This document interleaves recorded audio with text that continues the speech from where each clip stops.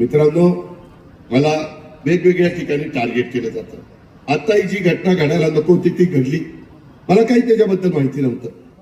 मी म्हटलं माहिती घेऊन सांगतो।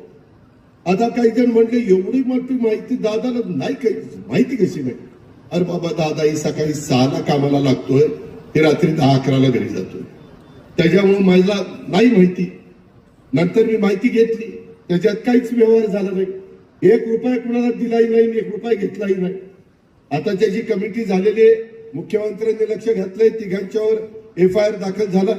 मी तुम्हाला आजपर्यंत सांगतो, सातारा जिल्ह्यात पण काम करताना एका माणसाने माझ्याकडे यावं की अजित पवारनं काम करताना आमचा चहाचा तो मिंदा आहे, मी इथं बसणाऱ्या कुणाच्याही 5 पैशाचा मिंदा नाही, एवढं माझं काम चोख असतो। मी बोलायला कडक आहे, मी शब्दाचा पक्का आहे। माझ्यावर आरोप झाले, 70,000 कोटीचा आरोप झाला। अरे म्हणलं, ते 70,000 कोटीतले 100च कोटी मला दे, बाकी सगळे तू घेऊन जा।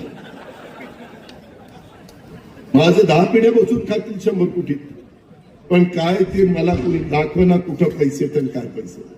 दाढी टाकल्यास सगळं काही केलं, माझ्या नातेवाईकांच्यावर 22 ठिकाणी दाढी टाकल्या, एवढा मला त्याच्यामध्ये त्रास झाला, पण मी सहन केला, कारण शेवटी आम्ही जनतेचे सेवक आहोत।